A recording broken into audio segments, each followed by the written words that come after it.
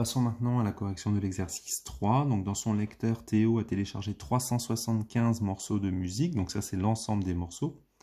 Ça veut dire que ça correspond à 100%. Parmi eux, il y a 125 morceaux de rap. Il appuie sur la touche lecture aléatoire qui lui permet d'écouter un morceau choisi au hasard parmi tous les morceaux disponibles. Quelle est la probabilité qu'il écoute du rap? Donc ici, la probabilité, ça s'apparente un peu aussi à une proportion. Donc on va utiliser la règle de la place.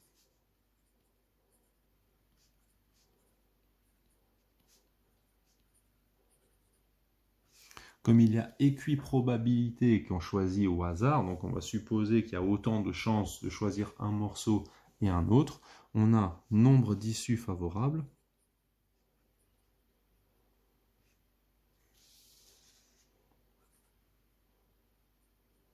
divisé par nombre d'issues au total. Donc ici, quand on regarde dans les titres de rap, eh ben on nous dit qu'il y a 125 morceaux parmi les 375. Alors la probabilité, on peut l'écrire comme ça.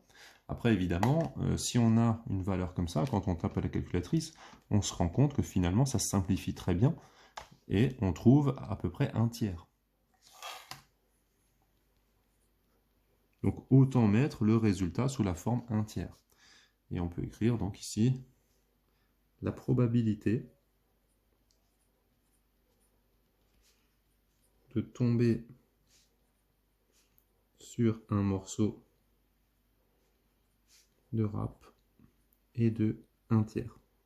Alors attention ici, ne mettez surtout pas une chance sur 3, parce que si vous mettez ça, vous n'avez pas un nombre compris entre 0 et 1, et mathématiquement parlant, la probabilité est toujours comprise entre 0 et 1. Donc il y aura une incompatibilité mathématique entre votre réponse et la véritable notion de probabilité.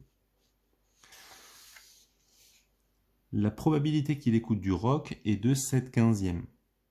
Combien Théo a-t-il de morceaux de rock dans son lecteur audio?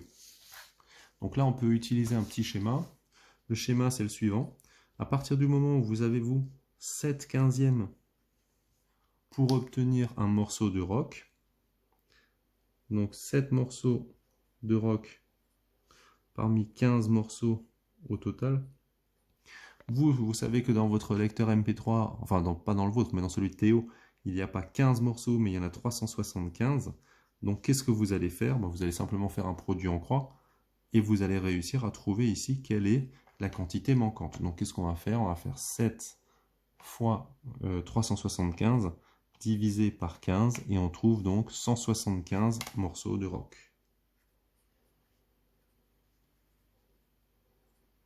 Donc évidemment, là, il faut répondre à la question. Donc on va mettre une phrase réponse. Pour faire la phrase réponse, il ne faut pas hésiter à reprendre simplement la question de l'énoncé. Donc ici, Théo a 175 morceaux de rock dans son lecteur MP3. Dernière question. Alice possède 40% de morceaux de rock dans son lecteur audio. Si Théo et Alice appuient tous les deux sur la touche lecture aléatoire du lecteur audio, lequel a le plus de chances d'écouter un morceau de rock? Donc ici, il faut voir si 40%, ça va donner un nombre supérieur à 175 ou pas. Donc qu'est-ce qu'on va faire? On va dire, tiens, si Alice a 40% de morceaux de rock, cela correspondrait à une proportion de, et alors à ce moment-là, on va utiliser le 375. Donc 375, ce serait tous les morceaux. Elle a 40%. On va regarder à combien cela correspond. Donc 375 fois 40 sur 100. Et donc ça ferait à peu près 150 morceaux de musique.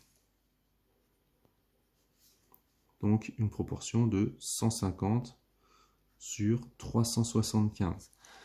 Maintenant, quand on compare 150 sur 375, eh ben, on se rend compte que finalement, ça, c'est inférieur à 175 morceaux. Et donc, c'est Théo qui a le plus de chances d'écouter un morceau de rock. Donc,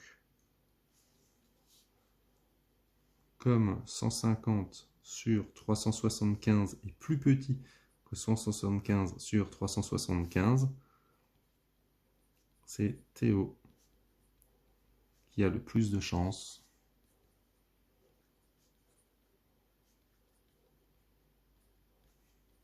d'écouter un morceau de rock. Alors maintenant, on aurait aussi très bien pu se dire que on prend les 40% et on va le comparer à 175 sur 375. Ça, c'était une autre méthode, hein.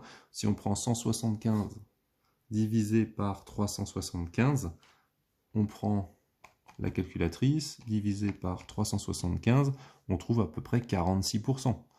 Donc si on fait x 100. Donc on voit à peu près 47%, c'est supérieur à 40%. Donc là, on voit les deux méthodes possibles. Et donc là, on peut dire que ça, c'est plus grand que 40%. À vous de choisir la méthode qui vous convient.